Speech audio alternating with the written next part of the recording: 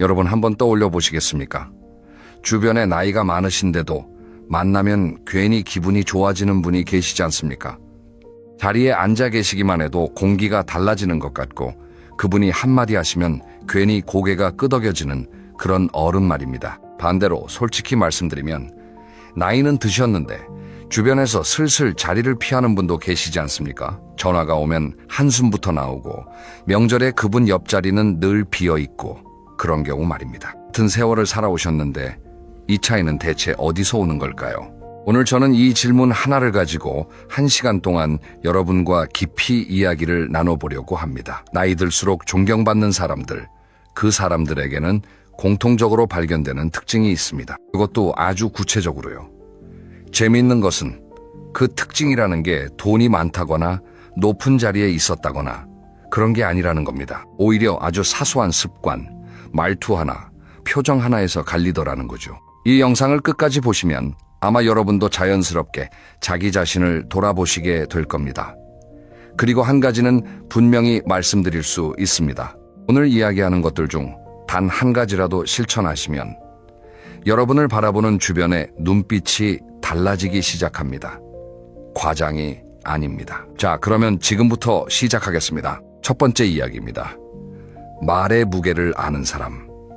여러분, 혹시 이런 경험 있으십니까? 자녀한테 혹은 며느리한테 아니면 사위한테 정말 좋은 뜻으로 한마디 했는데 돌아오는 반응이 싸늘했던 적 말입니다. 분명히 걱정이 돼서 한 말인데 상대방 표정이 굳어지더라. 아니, 내가 뭘 잘못했나 싶은 거죠. 이런 일이 반복되면 나중에는 입을 열기가 두려워지기도 합니다. 내가 무슨 말을 해도 잔소리로 들리나 보다 이런 생각이 드시는 거죠. 그런데요, 여기서 한번 생각해 보셔야 할 것이 있습니다. 조언과 잔소리, 이 둘의 차이가 뭘까요? 내용이 다른 걸까요? 아닙니다. 사실 내용은 거의 같을 때가 많습니다. 건강 챙겨라, 돈 아껴 써라, 아이 교육 신경 써라. 내용은 똑같은데 어떤 사람이 말하면 고맙고 어떤 사람이 말하면 듣기 싫은 겁니다. 그 차이는 딱 3가지에서 옵니다. 첫째, 타이밍입니다. 존경받는 어른들은 상대방이 듣고 싶어 할 때, 물어볼 때 말합니다. 묻지도 않았는데 먼저 꺼내지 않습니다. 이게 정말 중요합니다. 우리가 병원에 가는 것은 내가 아플 때 가는 거지, 멀쩡한데 의사가 찾아와서 당신 여기가 안 좋으니까 이렇게 하세요 라고 하면 기분이 좋겠습니까? 아무리 맞는 말이어도 때가 아니면 그건 참견이 됩니다. 반대로 자녀가 고민을 꺼냈을 때 그때 조심스럽게 한마디 건네면 같은 말이라도 금처럼 빛나는 겁니다. 둘째, 방향입니다. 잔소리는 대부분 과거를 향합니다. 그때 내가 뭘 했어? 그러니까 내 말을 들었어야지. 이런 식이죠. 이미 벌어진 일을 두고 지적하면 듣는 사람 입장에서는 한마디도 할 수가 없습니다. 이미 엎질러진 물인데 왜 엎질렀냐고 하면 어떡합니까? 존경받는 어른들의 말은 미래를 향합니다. 이 다음에는 이렇게 해보면 어떨까? 다음번에는 이런 방법도 있더라. 방향의 앞을 향하니까 듣는 사람도 힘이 나는 겁니다. 셋째, 그리고 이것이 가장 중요한데 말한 뒤의 태도입니다. 존경받는 어른들은 말을 하고 나서 놓아줍니다. 내가 이야기는 했으니 결정은 네가 해라. 이 태도가 결정적인 차이를 만듭니다. 반면에 잔소리가 잔소리인 이유는 한 번 말하고 끝나지 않기 때문입니다. 같은 말을 반복하고 상대방이 자기 뜻대로 하지 않으면 섭섭해하고 심지어 화를 내기도 하죠. 그러면 상대방은 조언을 들은 게 아니라 통제를 당한 기분이 듭니다. 아무리 좋은 말이라도 강요가 되는 순간 그 가치는 사라집니다. 여기서 한 가지 더 말씀드리고 싶은 것이 있습니다. 바로 경청의 힘입니다. 여러분, 사실 나이가 들면 할 이야기가 많아집니다. 살아온 세월이 긴 만큼 경험도 많고 그 경험에서 우러나오는 지혜도 있으니까요. 그래서 자연스럽게 말하는 시간이 길어지게 됩니다. 그런데 정작 존경받는 어른들을 관찰해보면 이분들은 말을 많이 하시는 분들이 아닙니다. 오히려 듣는 시간이 더 긴 분들입니다. 제가 아는 분 중에 이런 분이 계십니다. 올해 76이신데 동네에서 이분을 모르는 사람이 없습니다. 왜냐하면 이분 앞에 가면 누구나 편하게 이야기를 꺼내게 되거든요. 이분의 비결이 뭔지 아십니까? 특별한 게 없습니다. 상대방이 이야기할 때 절대 중간에 끊지 않습니다. 고개를 끄덕이며 끝까지 듣습니다. 다 듣고 나서도 바로 자기 의견을 말하지 않습니다. 그래서 네 마음이 어땠어? 이렇게 한 번 더 물어봅니다. 이게 전부입니다. 그런데 이것만으로도 이분 앞에서는 마음이 놓인다고 젊은 사람들이 먼저 찾아옵니다. 반대의 경우를 한번 생각해 보겠습니다. 누군가 고민을 이야기하는데 중간에 그건 네가 잘못한 거야 라고 끊어버리면 어떻게 됩니까? 아니면 내가 젊었을 때는 그런 거 가지고 고민 안 했어 라고 하면요. 그 순간 상대방의 마음의 문이 닫힙니다. 그리고 다음부터는 그 사람한테 고민을 꺼내지 않습니다. 이게 반복되면 어느 순간 그 어른 주변에는 아무도 속마음을 이야기하지 않게 됩니다. 물리적으로는 가족이 옆에 있지만 정서적으로는 외톨이가 되는 겁니다. 말의 무게를 안다는 것, 이것은 결국 두 가지로 요약됩니다. 하나는 적게 말하되 꼭 필요한 말을 한다는 것, 다른 하나는 말하기보다 듣기를 먼저 한다는 것. 이 두 가지를 실천하시는 것만으로도 여러분의 말은 잔소리가 아니라 지혜가 됩니다. 주변 사람들이 여러분의 말을 기다리게 됩니다. 그런 어른이 되는 것 멋지지 않습니까? 이제 두 번째 이야기로 넘어가겠습니다. 자기 삶을 가꾸는 사람. 여러분, 주변에 이런 분 계시지 않습니까?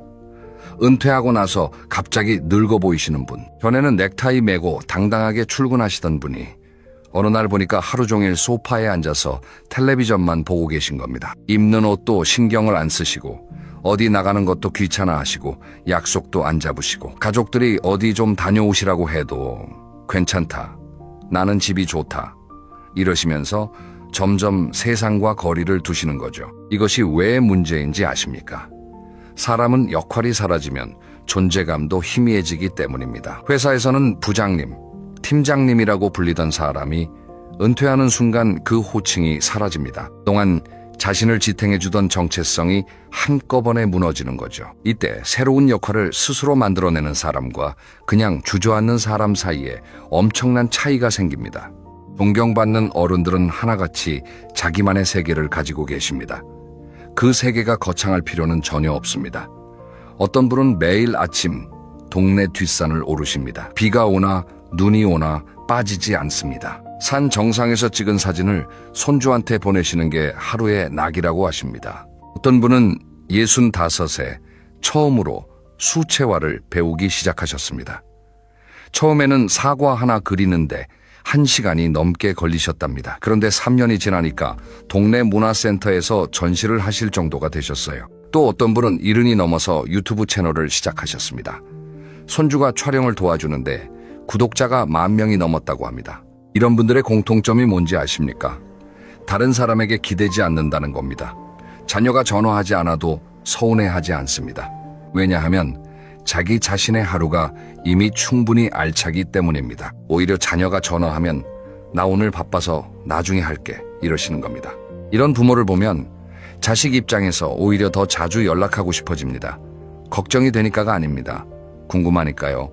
우리 엄마 요즘 뭐 하시지? 우리 아버지 또 뭘 배우고 계시지? 이런 호기심이 생기는 겁니다. 반면에 자기 삶이 텅 비어 있으면 어떻게 되냐 하면 그 빈자리를 다른 사람으로 채우려고 하게 됩니다. 자녀에게 매일 전화해서 너 뭐하니? 밥은 먹었니? 왜 전화 안 하니? 라고 하게 되고 손주를 봐주러 가서는 며느리의 살림 방식에 이것저것 간섭하게 되고 이러다 보면 선의로 시작한 관심이 결국 부담으로 변합니다. 자녀 입장에서는 효도하고 싶은 마음보다 미안하지만 솔직히 부담스러운 마음이 더 커지게 되는 겁니다. 그래서 한 가지 꼭 기억하셨으면 하는 것이 있습니다. 존경받는 어른이 되는 첫걸음은 자기 시간을 자기가 채우는 것입니다. 취미가 없으시면 지금 당장 하나를 시작하십시오. 서예도 좋고 등산도 좋고 요리도 좋고 악기도 좋습니다. 잘하실 필요 없습니다. 중요한 것은 잘하는 게 아니라 하고 있다는 것 자체입니다. 무언가에 몰두하고 있는 사람의 얼굴은 나이와 상관없이 빛이 납니다. 그 빛이 바로 사람들을 끌어당기는 힘입니다. 건강도 마찬가지입니다. 존경받는 어른들은 건강을 남에게 맡기지 않습니다. 자기 몸은 자기가 관리합니다. 매일 30분씩 걷는 것, 제때 밥 먹는 것, 정기적으로 검진받는 것, 이런 기본적인 것들을 묵묵히 지킵니다. 왜냐하면 이분들은 아십니다. 건강이 무너지면 본인만 힘든 게 아니라 주변 사람 모두가 힘들어진다는 것을. 자식한테 짐이 되고 싶지 않다는 것, 그것이 이분들이 건강을 지키는 가장 큰 이유입니다. 여기서 한 가지 재미있는 연구 결과를 말씀드리겠습니다. 미국 하버드 대학교에서 75년 넘게 진행한 유명한 연구가 있습니다. 성인 발달 연구라고 하는 건데 수백 명의 삶을 수십 년 동안 추적한 겁니다. 이 연구의 결론이 뭔지 아십니까? 행복한 노년을 보내는 사람들의 가장 큰 공통점은 돈도 아니고 명예도 아니고 좋은 인간관계였습니다. 그런데 여기서 중요한 것은 좋은 인간관계를 유지하려면 먼저 자기 자신이 좋은 상태여야 한다는 겁니다. 자기가 무너져 있으면 어떤 관계도 건강하게 유지할 수가 없습니다. 그래서 자기 삶을 가꾸는 것이 결국 좋은 관계의 출발점이 되는 겁니다. 배움을 놓지 않는 것도 빼놓을 수 없습니다. 여러분, 이 나이에 뭘 배워라는 말 혹시 하고 계시지 않습니까? 이 말이야말로 스스로를 늙게 만드는 말입니다. 뇌과학에서는 이런 이야기를 합니다. 우리 뇌는 나이가 들어도 새로운 것을 배울 수 있는 능력이 있다고요. 이것을 신경가소성이라고 하는데 쉽게 말하면 뇌는 쓰면 쓸수록 젊어진다는 뜻입니다. 새로운 것을 배우는 순간 뇌에서 새로운 연결이 만들어집니다. 이 연결이 많으면 많을수록 치매 위험도 줄어들고 사고력도 유지되고 무엇보다 삶이 재미있어집니다. 70이 넘어서 스마트폰 사용법을 배우시는 분, 80에 영어 회화를 시작하시는 분, 이런 분들을 보면 주변에서 어떤 반응을 보이는지 아십니까? 존경합니다. 대단하시다. 이런 반응이 나옵니다. 나이 앞에서 배움을 멈추지 않는 모습, 그것 자체가 살아있는 교훈이 되는 겁니다.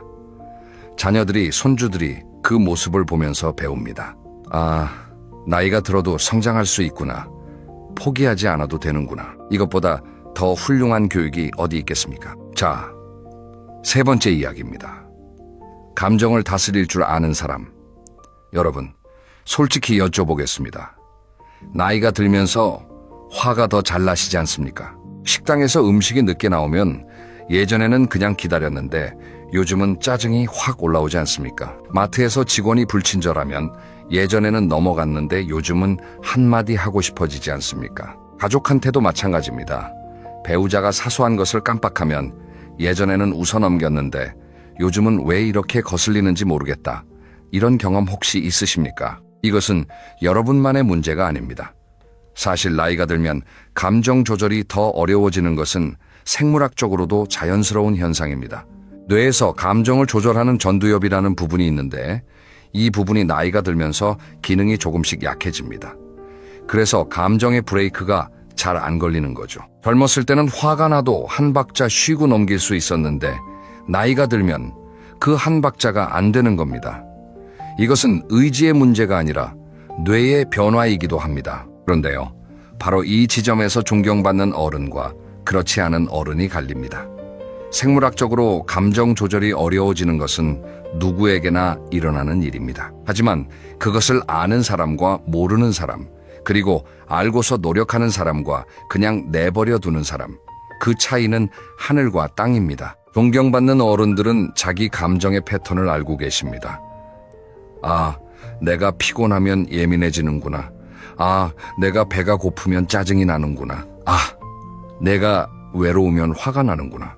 이런 것들을 알고 계시니까 감정이 올라올 때 한 발 물러서서 자기를 바라볼 수가 있는 겁니다. 지금 내가 화가 나는 건 저 사람이 잘못해서가 아니라 내가 오늘 컨디션이 안 좋아서 그런 거야. 이렇게 스스로 인식하는 것, 이것이 감정 다스림의 시작입니다. 이것을 실생활에서 어떻게 적용하시면 좋을지 말씀드리겠습니다. 화가 치밀어 오를 때 딱 6을 세보십시오. 1, 2, 3, 4, 5, 6. 이 6을 세는 동안 뇌에서 일어나는 일이 있습니다.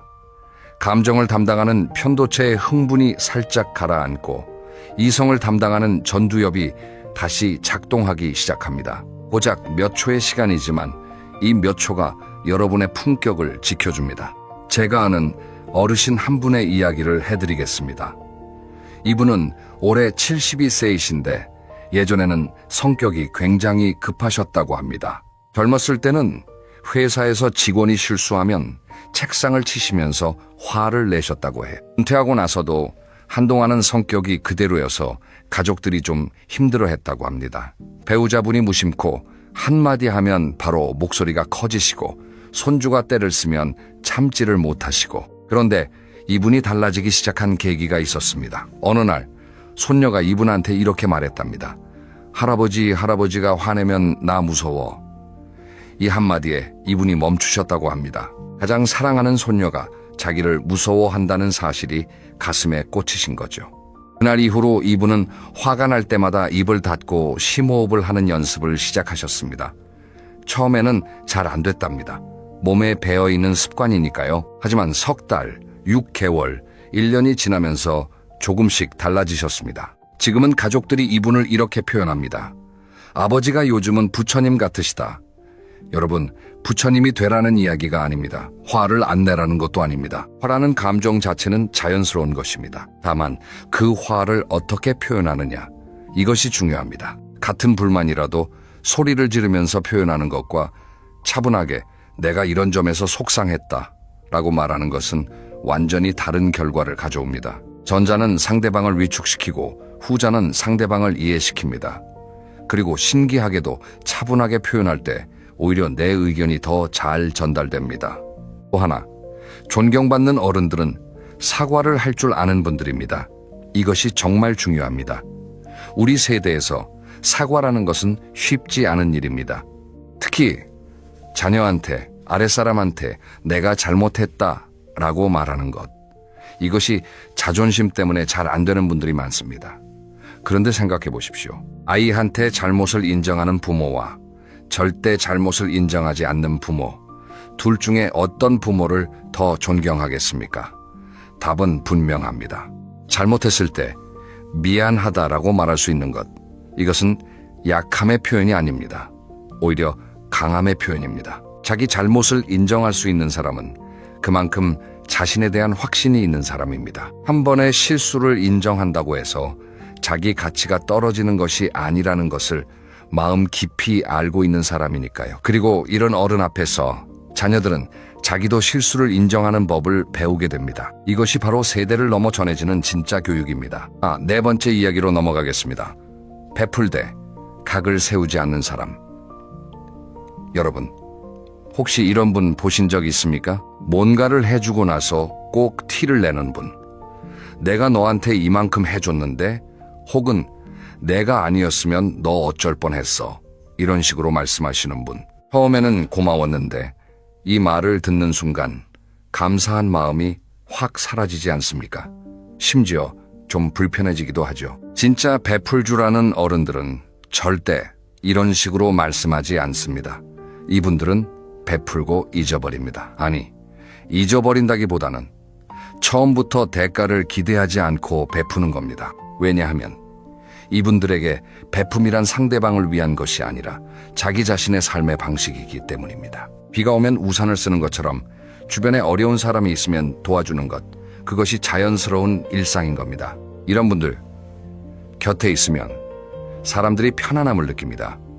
이분한테 도움을 받아도 나중에 부담스러운 일이 생기지 않겠구나 라는 신뢰가 생기는 거죠. 그래서 오히려 사람들이 더 모여들고 더 고마워하고 더 존경하게 됩니다. 그런데 여기서 한 가지 주의하셔야 할 점이 있습니다. 베푸는 것과 희생하는 것은 다릅니다. 존경받는 어른들은 나눔의 기쁨을 아시지만 동시에 자기 자신의 경계도 분명히 가지고 계십니다. 무엇이든 내 것을 다 내어주고 나는 아무것도 남지 않는 상태. 이것은 베품이 아니라 자기 파괴입니다. 그리고 안타깝게도 이런 극단적인 희생은 도리어 주변 사람들에게 부담이 됩니다. 예를 들어 보겠습니다. 자녀에게 모든 것을 해주시는 부모님이 계십니다. 결혼 자금도 대주시고 집도 사주시고 손주 양육비도 보태주시고 정작 본인은 노후 자금이 부족한데도 자녀 걱정에 계속 주시는 겁니다. 처음에는 자녀가 감사해야지만 시간이 지나면 이 상황이 부담이 됩니다. 부모님이 이렇게까지 해주시는데 내가 보답을 못하면 어떡하지? 이런 압박감이 생기는 거죠. 그리고 나중에 부모님이 경제적으로 어려워지시면 자녀 입장에서는 죄책감이 더해집니다. 결국 양쪽 다 힘들어지는 겁니다. 존경받는 어른들은 이런 경계를 잘 알고 계십니다. 내가 줄 수 있는 만큼만 준다. 그 이상은 내 삶을 지키기 위해 남겨둔다. 이것이 이분들의 원칙입니다. 그래서 자녀한테 도움을 줄 때도 내가 감당할 수 있는 범위 안에서 줍니다. 그리고 그 범위를 솔직하게 말씀하십니다. 아버지가 이만큼은 도와줄 수 있는데 그 이상은 어렵다. 양해해다오. 이렇게 솔직하게 말씀하시면 자녀가 서운해하는 게 아니라 오히려 더 존경하게 됩니다. 또 하나 중요한 것은 돈뿐만이 아니라 시간과 에너지에 대해서도 마찬가지라는 점입니다. 손주를 돌봐주시는 것도 매일 하시면 체력적으로 한계가 옵니다. 존경받는 조부모는 일주일에 이틀은 도와줄 수 있지만 나머지는 내 시간이 필요하다라고 분명하게 이야기하십니다. 이것이 자기를 지키면서 베푸는 방법입니다. 그리고 이렇게 경계를 가진 베풀면 역설적으로 더 오래, 더 건강하게 지속됩니다. 자녀한테 선을 그으라는 것이 차가운 이야기처럼 들리실 수도 있습니다. 하지만 생각해 보십시오. 비행기를 타시면 비상시에 산소 마스크가 내려왔을 때 옆 사람 것을 먼저 씌우라고 합니까? 아닙니다. 내 것을 먼저 쓰고 그 다음에 옆 사람을 도우라고 합니다. 이것과 같은 원리입니다. 내가 먼저 건강해야, 내가 먼저 안정되어야 주변 사람도 도울 수 있는 겁니다. 자, 이제 5번째 이야기입니다. 변화 앞에서 유연한 사람. 여러분, 혹시 이런 말씀하신 적 있으십니까? 요즘 세상은 도통 모르겠다. 요즘 젊은 것들은 버릇이 없다. 내가 젊었을 때는 안 그랬는데. 솔직히 말씀드리면 이런 말이 입에서 나오기 시작하면 그것은 세상이 잘못된 게 아니라 내가 세상의 변화 속도를 따라가지 못하고 있다는 신호일 수 있습니다. 물론 세상이 너무 빠르게 변하는 것은 사실입니다. 스마트폰이 나온 지가 20년도 안 됐는데 지금은 인공지능이 글도 쓰고 그림도 그리는 세상이 됐습니다. 이 변화의 속도를 따라가기 어려운 것은 당연합니다. 그런데 중요한 것은 따라가느냐 못 따라가느냐가 아닙니다.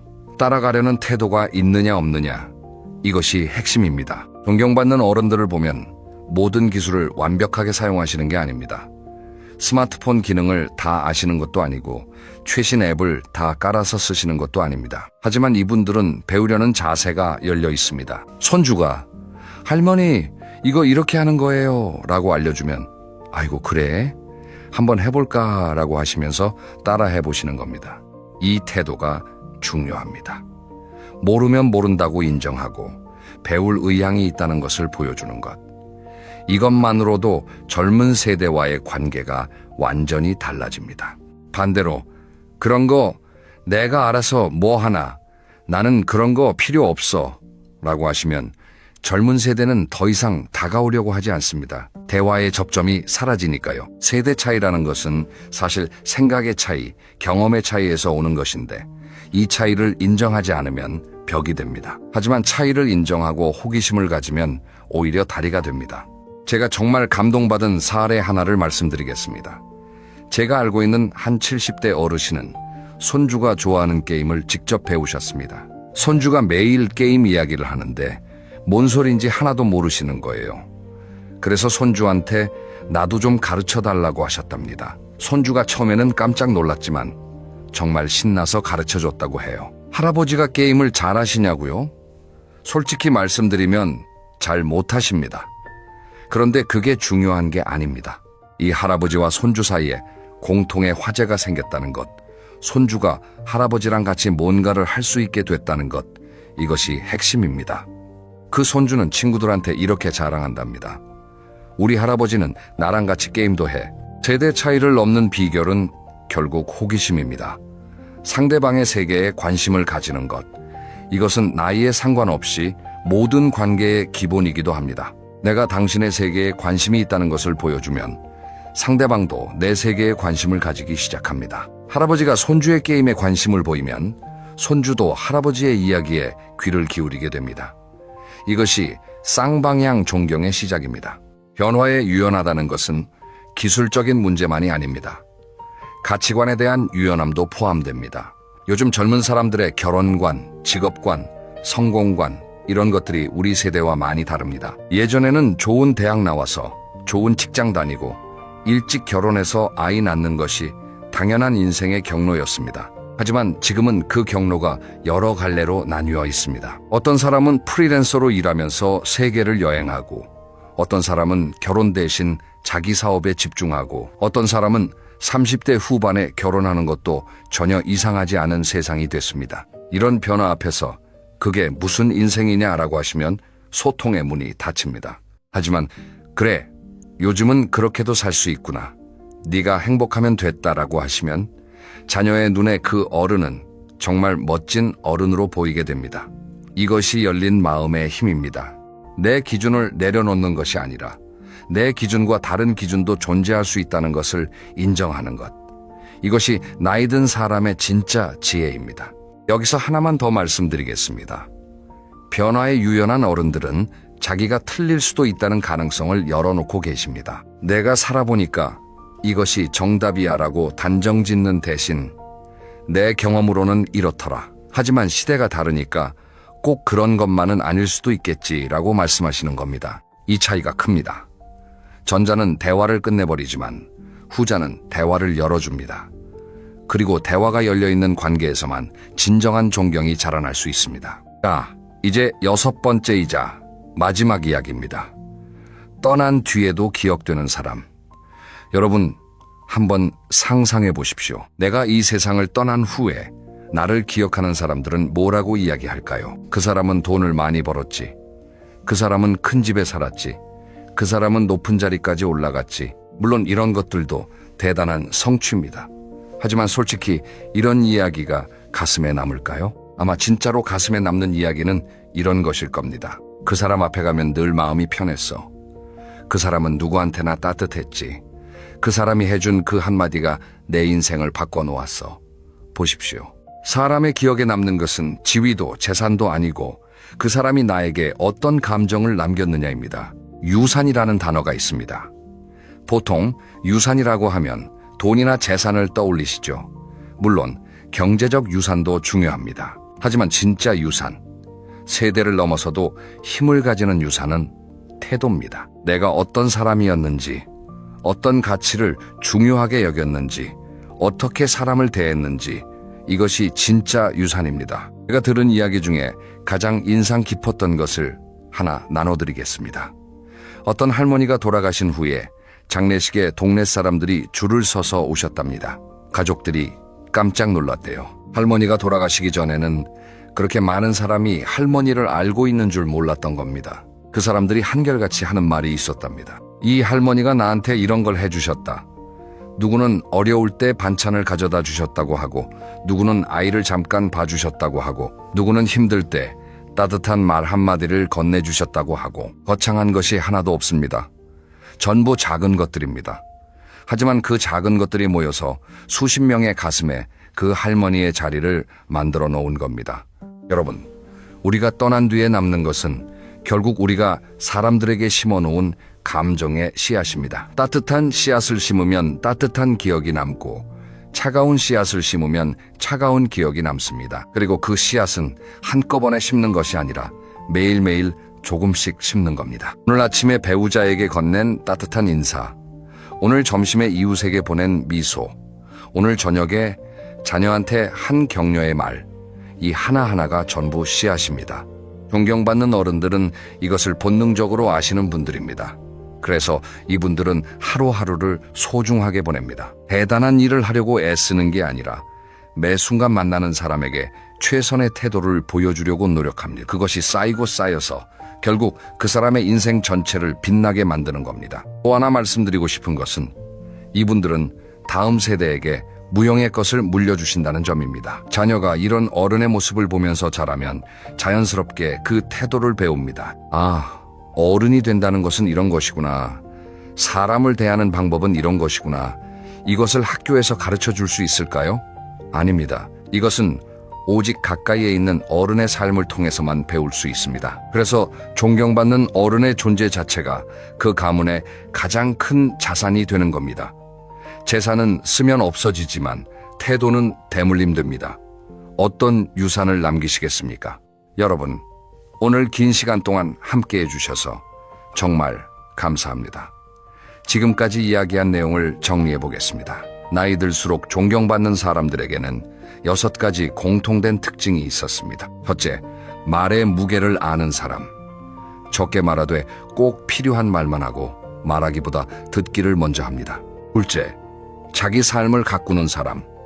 다른 사람에게 기대지 않고 자기만의 세계를 가지고 계십니다. 취미든 건강이든 배움이든 자기 시간을 자기가 채우는 사람입니다. 셋째, 감정을 다스릴 줄 아는 사람.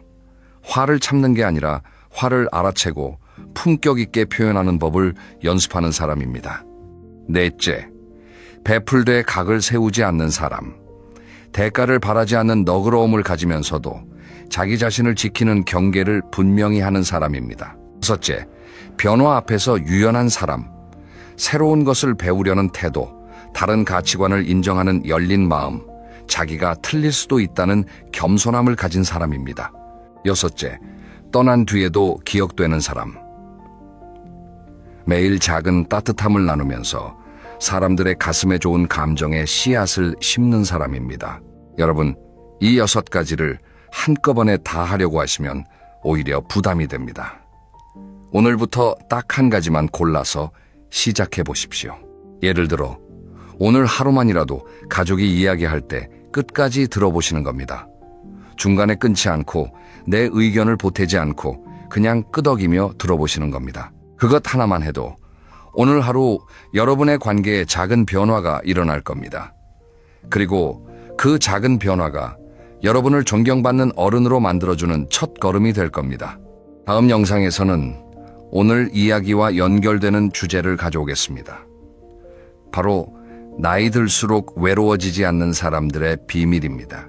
오늘 이야기가 존경받는 어른의 태도에 관한 것이었다면 다음에는 그 태도를 바탕으로 어떻게 풍요로운 인간관계를 유지할 수 있는지 더 깊이 있게 다뤄보겠습니다. 기대해 주십시오. 오늘도 이 영상을 끝까지 들어주셔서 감사합니다. 여러분 모두 오늘 하루도 따뜻하게 보내시길 바랍니다. 여러분, 한번 떠올려 보세요. 동창 모임이든 동네 모임이든 어떤 자리에 가면 유독 사람들이 주변에 몰리는 분이 계시죠? 그분이 꼭 돈이 많은 것도 아니고 특별히 외모가 뛰어난 것도 아닙니다. 그런데 이상하게 그분 옆에만 가면 마음이 편해지고 또 만나고 싶어집니다. 반대로 분명히 조건은 더 좋은데 점점 모임에 안 불리는 분도 계십니다. 전화가 와도 안 받게 되고 카톡이 와도 답장을 미루게 되는 그런 분 말이에요. 도대체 이 차이가 뭘까요? 오늘 이 영상을 끝까지 보시면 그 비밀을 아시게 됩니다. 그리고 한 가지 미리 말씀드리면 이건 타고나는 게 아닙니다. 누구나 지금부터 바꿀 수 있는 것들이에요. 나이가 50이든 60이든 70이든 상관없습니다. 오늘 이 영상 하나로 여러분의 모임 생활이 완전히 달라질 수 있습니다. 자, 그럼 첫 번째 이야기부터 시작하겠습니다. 첫 번째는 바로 표정입니다. 얼굴이 곧 명함이라는 말 들어보셨죠? 젊었을 때는 화장을 하든 옷을 잘 입든 외모로 인상을 바꿀 수 있었습니다. 그런데 나이가 들면 이야기가 달라져요. 50살이 넘어가면 얼굴에 그 사람의 인생이 드러나기 시작합니다. 늘 불만이 많았던 사람은 입꼬리가 내려가 있고 미간에 세로 주름이 깊게 파여 있습니다. 반대로 감사하는 마음으로 살아온 사람은 눈가에 잔잔한 웃음주름이 있어요. 같은 주름인데 어떤 주름은 사람을 편안하게 만들고 어떤 주름은 사람을 긴장하게 만듭니다. 미국의 한 심리학 연구에서 흥미로운 실험을 했습니다. 사진만 보고 그 사람과 대화하고 싶은지를 물었더니 응답자의 80% 이상이 편안한 표정의 사진을 골랐다고 해요. 잘생기고 예쁜 얼굴이 아니라 편안한 얼굴을 고른 겁니다. 자, 그러면 이런 편안한 표정은 어떻게 만들어질까요? 하루아침에 되는 건 아닙니다. 하지만 아주 간단한 습관 하나로 시작할 수 있어요. 아침에 일어나서 거울을 볼 때 억지로라도 입꼬리를 올려보세요. 처음에는 어색합니다. 그런데 이걸 30일만 해보세요. 뇌가 속기 시작합니다. 입꼬리를 올리면 뇌에서 기분이 좋을 때 나오는 호르몬이 분비된다는 연구 결과가 있거든요. 표정이 감정을 따라가는 게 아니라 감정이 표정을 따라가는 겁니다. 모임에서 행복해 보이는 사람들 잘 관찰해 보세요. 그분들은 누군가를 만날 때 가장 먼저 하는 게 있습니다. 바로 눈을 맞추고 미소를 짓는 거예요. 말을 하기 전에 이미 표정으로 나는 당신을 반갑게 맞이합니다 라는 메시지를 보내는 겁니다. 혹시 여러분은 어떠신가요? 모임에 들어갈 때 표정이 어떤지 한번 생각해 보세요. 혹시 무의식적으로 굳은 표정을 하고 계시진 않으셨나요? 걱정하지 마세요. 알아차린 것만으로도 이미 반은 바뀐 겁니다. 그런데 말이에요. 표정이 좋은 것만으로는 부족합니다. 여기서 한 단계 더 나아가야 해요. 그 다음 단계가 바로 두 번째 이야기, 말의 온도입니다. 여러분, 모임에 가면 이런 분 꼭 한 분은 계시죠? 앉자마자 자기 이야기를 시작하는 분. 내 아들이 어디 다닌다. 내 손주가 뭘 했다. 나는 어디 여행 갔다 왔다. 처음에는 들어드립니다. 그런데 1시간, 2시간 만날 때마다 이러시면 어떻게 될까요? 슬슬 그 자리가 피곤해지기 시작합니다. 반대로 행복해 보이는 사람들은 좀 다릅니다. 이분들은 먼저 묻습니다. 요즘 어떻게 지내세요? 이 한마디를 먼저 건네요. 그리고 상대가 이야기를 시작하면 진짜로 듣습니다. 고개를 끄덕이고 아, 그래요? 그래서 어떻게 되셨어요? 라고 관심을 보여줍니다. 이게 사소해 보이지만 정말 큰 차이를 만듭니다. 사람은 누구나 자기 이야기를 하고 싶어 하거든요. 그런데 나이가 들수록 내 이야기를 진심으로 들어주는 사람이 줄어듭니다. 자녀들은 바쁘고 배우자와는 이미 할 이야기를 다 했다고 느끼고, 그런데 모임에서 누군가가 내 이야기를 진짜로 들어준다? 그 사람이 얼마나 고맙겠습니까? 재밌는 게 있어요. 하버드 대학교에서 75년 넘게 진행한 장수 연구가 있습니다. 이 연구에서 행복한 노년을 보내는 사람들의 가장 큰 공통점이 뭐였는지 아세요? 돈도 아니고 건강도 아니고 바로 좋은 인간관계였습니다. 그리고 그 좋은 인간관계의 핵심이 뭐였냐면 상대방의 말을 잘 들어주는 능력이었어요. 잘 들어주는 사람 옆에 있으면 우리는 존중받는 느낌을 받습니다. 아, 이 사람은 나를 하찮게 여기지 않는구나. 내 이야기에 관심이 있구나. 이런 느낌을 주는 사람 곁에 또 가고 싶어지는 건 너무나 당연한 거지요. 그런데 여기서 주의할 점이 하나 있습니다. 듣기만 하면 되느냐? 그건 아닙니다. 진짜 잘 듣는 사람은 적절한 타이밍에 짧은 반응을 해요. 정말요? 대단하시네요. 그때 마음이 많이 힘드셨겠다. 이런 짧은 말 한마디가 상대방에게는 이 사람이 진짜 내 말을 듣고 있구나 라는 확신을 줍니다. 또 한 가지 행복해 보이는 사람들은 절대 하지 않는 말이 있어요. 바로 남의 뒷담화입니다. 모임에서 빠진 사람 이야기를 할 때 이 사람들은 슬쩍 화제를 돌리거나 그 사람의 좋은 점을 한마디 해줍니다. 그 사람도 나름 사정이 있겠지라고요. 이런 태도가 쌓이면 어떻게 될까요? 사람들이 그 사람을 신뢰하게 됩니다. 이 사람 앞에서는 내 이야기를 해도 다른 데 가서 나쁘게 말하지 않겠구나. 이 신뢰가 바로 모임에서 오래 사랑받는 비결인 겁니다. 여기까지 표정과 말의 온도에 대해 이야기했는데요. 사실 이 두 가지만으로도 모임에서의 분위기가 확 달라질 수 있어요. 그런데 진짜 행복해 보이는 사람들에게는 더 깊은 내면의 특징이 있습니다. 세 번째 이야기가 바로 이겁니다. 비교를 내려놓은 사람들의 이야기예요. 우리 세대, 솔직히 비교 속에서 살아왔잖아요. 학교 다닐 때는 성적으로, 사회에 나가서는 직장으로, 결혼하고 나서는 배우자로, 자녀로, 집으로 평생을 남과 비교하면서 살아온 거예요. 그리고 은퇴하고 자녀들 다 키우고 나면 이제는 좀 편해져야 하는데 그때도 비교가 끝나질 않습니다. 저 사람은 연금을 얼마 받는데, 저 집은 자식이 효도한다던데, 저 사람은 매일 골프 치러 다닌다면서. 이런 비교가 우리 마음속에서 계속 일어납니다. 그리고 이 비교가 시작되면 아무리 표정 관리를 하고 아무리 말을 잘 들어줘도 어딘가에서 불만이 새어나와요. 눈빛에서, 한숨에서, 말투에서. 모임에서 행복해 보이는 사람들은 이 비교의 굴레에서 벗어난 사람들입니다. 이분들은 남의 좋은 소식을 들으면 진심으로 잘 됐네, 축하해 라고 말할 수 있어요. 왜냐하면 자기 삶의 기준이 남이 아니라 자기 자신에게 있기 때문입니다. 한번 생각해 보세요. 여러분 주변에 이런 분 계시지 않나요? 형편이 아주 넉넉하지는 않은데 늘 만족스러워 보이는 분. 대단한 경력이 있는 건 아닌데 자기 일상을 정말 즐기는 분. 이런 분들의 공통점은 자기만의 행복 기준을 가지고 있다는 겁니다. 예를 들어 볼게요. 제가 아는 한 분은 올해 65인데 매일 아침 동네 공원을 산책하시면서 꽃 사진을 찍으세요. 인스타그램 같은 데 올리는 것도 아니고 그냥 혼자 보시면서 좋아하세요. 어떤 분이 그러셨대요. 그거 찍어서 뭐하게? 그런데 이분은 웃으면서 이렇게 대답하셨어요. 그냥 예뻐서. 이 한마디에 그 사람의 행복이 다 담겨 있습니다. 남에게 보여주기 위한 게 아니라 자기가 좋아서 하는 일. 이게 비교에서 벗어난 사람의 모습이에요. 비교를 내려놓으면 신기한 일이 벌어집니다. 마음이 가벼워지면서 다른 사람에게 너그러워지거든요. 남이 잘 되면 배 아픈 게 아니라 같이 기쁘고 남이 힘들면 진심으로 위로할 수 있게 됩니다. 모임에서 이런 에너지를 가진 사람 옆에 있으면 다른 사람들도 편안해져요. 이 사람 앞에서는 잘난 척 안 해도 되겠다. 있는 그대로 있어도 되겠다. 이런 안도감을 주는 거예요. 반면에 비교를 놓지 못하는 사람은 어떨까요? 모임에서 누군가 좋은 소식을 나누면 표정이 미묘하게 굳어요. 축하한다고 말은 하는데 눈빛이 따라가지 못합니다. 그리고 자기도 모르게 한마디를 보태지요. 그래, 좋겠다. 근데 우리 아들도 요즘에 이렇게 대화의 방향을 자기 쪽으로 돌려요. 이게 한두 번이면 괜찮은데 매번 이러면 사람들이 느낍니다. 그리고 조금씩 거리를 두기 시작하지요. 비교를 내려놓는 건 하루아침에 되는 일이 아닙니다. 평생을 비교하면서 살아왔는데 갑자기 안 하는 게 쉽겠습니까? 하지만 방법이 있어요. 비교하는 마음이 올라올 때 그걸 알아차리는 겁니다.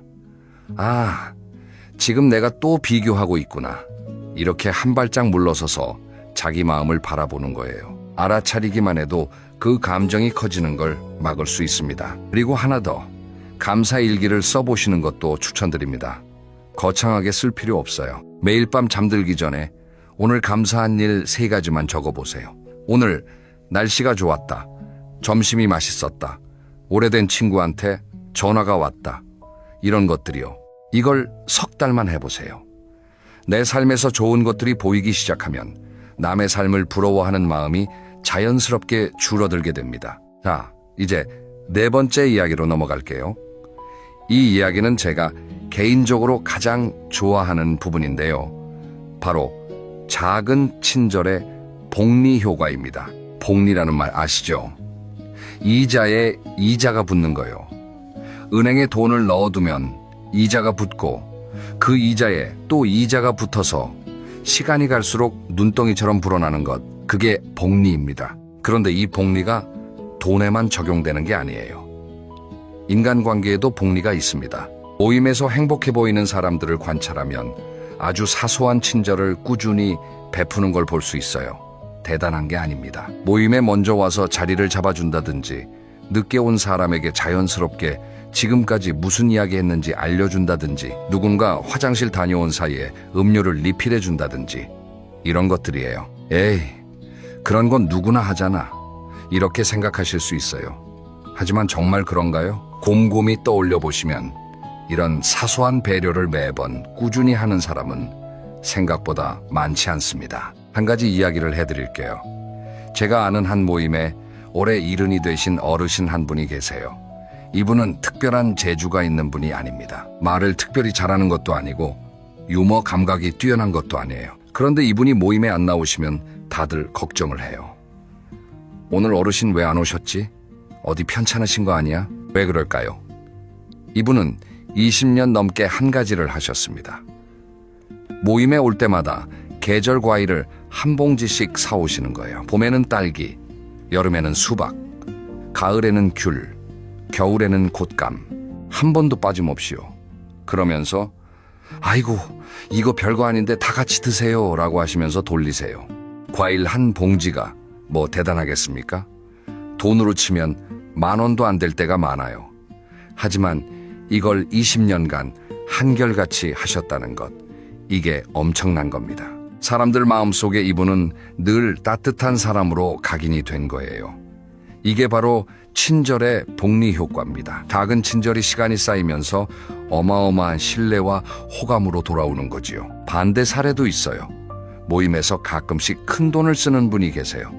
오늘 내가 다 쏜다 하면서 한 번에 크게 쓰시는 거죠. 물론 그 순간에는 다들 고마워합니다. 하지만 그게 가끔이고 평소에는 별다른 배려가 없다면 사람들 기억에 남는 건 가끔 큰 돈 쓰는 사람이지 따뜻한 사람은 아닙니다. 친절도 운동과 같아요. 한 번에 10시간을 운동하는 것보다 매일 30분씩 꾸준히 하는 게 건강에 훨씬 좋잖아요. 친절도 마찬가지입니다. 한 번에 크게 하는 것보다 매일 작게라도 꾸준히 하는 게 관계에 훨씬 좋습니다. 오늘부터 한번 해보시면 어떨까요? 모임에 가실 때 작은 간식 하나 챙겨가기, 먼저 도착해서 자리 잡아놓기, 모임 후에 오늘 즐거웠어요 라고 단체 카톡에 한마디 남기기, 이런 아주 작은 것부터요. 석 달 후, 6개월 후, 1년 후에 여러분에 대한 주변의 반응이 분명히 달라져 있을 겁니다. 자, 여기까지 4가지 이야기를 했는데요. 이제 5번째는 좀 의외일 수 있어요. 모임에서 행복해 보이는 사람들의 이야기를 하는데 갑자기 혼자만의 시간을 이야기한다고요? 네, 맞습니다. 이게 정말 중요합니다. 5번째 이야기. 혼자만의 시간을 가진 사람이 모임에서도 빛난다는 것입니다. 여러분, 주변에 이런 분 계시지 않나요? 모임에는 꼭 나오시는데 모임이 없는 날에는 뭘 하시는지 잘 모르겠는 분. 그런데 이상하게 그분은 늘 할 이야기가 있고 늘 새로운 게 있고 늘 생기가 있어요. 비밀이 뭘까요? 이런 분들은 대부분 혼자만의 시간을 잘 보내는 분들입니다. 혼자 책을 읽거나 혼자 산에 가거나 혼자 영화를 보거나 혼자 요리를 하거나 자기만의 세계가 있는 거예요. 이게 왜 중요할까요? 혼자 있는 시간이 충분한 사람은 다른 사람에게 기대지 않습니다. 나는 심심한데 너라도 만나줘가 아니라 나는 혼자도 괜찮은데 너를 만나면 더 좋으니까 나가는 거야. 이 차이가 느껴지시나요? 전자는 의존이고 후자는 선택입니다. 의존에서 나온 만남은 상대방에게 부담이 됩니다. 그 선택에서 나온 만남은 상대방에게 기쁨이 되고요. 모임에서 행복해 보이는 사람들은 대부분 후자예요. 나는 혼자서도 행복한 사람인데 여러분과 함께하면 더 행복합니다. 이런 에너지를 풍기는 거지요. 나이가 들면 외로움이 찾아온다고들 합니다. 맞는 말이에요. 은퇴하고 자녀들은 독립하고 친구들은 하나둘 연락이 뜸해지고 이런 상황에서 외로움을 느끼는 건 너무나 자연스러운 겁니다. 그런데 여기서 중요한 갈림길이 있어요. 외로움을 다른 사람으로 채우려는 사람이 있고 외로움을 자기 자신으로 채우는 사람이 있습니다. 다른 사람으로 채우려는 사람은 끊임없이 누군가를 찾아다닙니다. 전화하고 만나자고 하고 같이 뭐 하자고 하고 처음에는 좋아요. 하지만 이게 지나치면 상대방이 부담을 느끼기 시작합니다. 또 연락이네, 좀 쉬고 싶은데 이런 마음이 드는 거죠. 반대로 자기 자신으로 외로움을 채우는 사람은 달라요. 이분들은 혼자 있는 시간에 뭔가를 합니다. 그림을 그려도 좋고 글을 써도 좋고 음악을 들어도 좋고 텃밭을 가꿔도 좋습니다. 중요한 건 혼자서도 나를 즐겁게 만들 수 있는 무언가가 있다는 거예요. 이런 사람이 모임에 나오면 어떤 일이 벌어질까요? 이야기 소재가 풍부합니다. 나 요즘 수채화 배우기 시작했는데 이거 정말 재밌더라. 텃밭에서 상추가 올라오는데 보는 맛이 기가 막혀. 이런 이야기를 해요. 자기 경험에서 우러나온 생생한 이야기. 이런 이야기가 듣는 사람에게도 영감을 줍니다. 아, 나도 뭔가 해볼까 하는 마음이 드는 거지요. 그래서 제가 드리고 싶은 말씀은 모임에서 행복해 보이고 싶으시다면 역설적으로 혼자만의 시간을 먼저 잘 채우시라는 거예요. 나를 채운 사람이 다른 사람도 채울 수 있습니다. 빈 컵으로는 남에게 물을 따라줄 수 없잖아요. 내 컵을 먼저 채워야 넘치는 것으로 남에게도 나눠줄 수 있는 겁니다. 이제 마지막 6번째 이야기입니다. 사실 이 이야기가 오늘의 핵심이라고도 할 수 있어요. 바로 나이 듦을 무기로 바꾸는 사람들에 대한 이야기입니다. 나이가 든다는 건 솔직히 유쾌한 일만은 아닙니다. 몸 여기저기가 안 좋아지고 기억력이 예전 같지 않고 새로운 기술은 따라가기 어렵고 나는 이제 쓸모가 없어지는 건가 하는 생각이 들 때도 있으실 거예요. 이런 감정은 누구나 느낄 수 있는 아주 자연스러운 감정입니다. 하지만 모임에서 유독 빛나는 어르신들을 보면 이분들은 나이 듦을 좀 다르게 받아들이고 계세요. 이분들은 나이가 든 것을 한탄하는 게 아니라 나이가 들었기 때문에 할 수 있는 것에 집중합니다. 구체적으로 어떤 건지 예를 들어볼게요. 첫째, 경험에서 나오는 지혜를 나눕니다. 젊은 사람들이 아무리 머리가 좋아도 경험은 시간이 주는 거잖아요. 60, 70까지 살아오신 분들의 인생 경험은 그 자체로 엄청난 자산입니다. 모임에서 행복해 보이는 분들은 이 경험을 잘난 척 하는 데 쓰지 않아요. 대신 후배들이 고민을 이야기할 때 조용히 자기 경험을 나누면서 도움을 줍니다. 나도 그때 그런 적이 있었는데 이렇게 하니까 좀 나았어. 이런 식으로요. 중요한 건 조언을 구하지 않았는데 먼저 훈수를 두는 게 아니라 상대방이 도움을 원할 때 건네는 거예요. 이 타이밍을 아는 것 자체가 나이에서 오는 지혜입니다. 둘째, 변화를 두려워하지 않습니다. 스마트폰이 처음 나왔을 때 나는 그런 거 못해라고 하신 분들 많았잖아요. 그런데 지금은 어떠세요? 카카오톡도 하시고 유튜브도 보시고 인터넷 뱅킹도 하시잖아요. 이미 여러분은 엄청난 변화에 적응해 오신 겁니다. 모임에서 빛나는 어르신들은 이 적응의 자세를 잃지 않으세요. 새로운 것이 나오면 일단 해봅니다. 요즘 챗GPT라는 게 있다면서?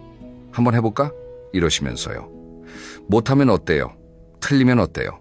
해보는 것 자체가 대단한 겁니다. 이런 분들이 모임에서 어떤 에너지를 주는지 아세요? 주변 사람들에게 용기를 줍니다.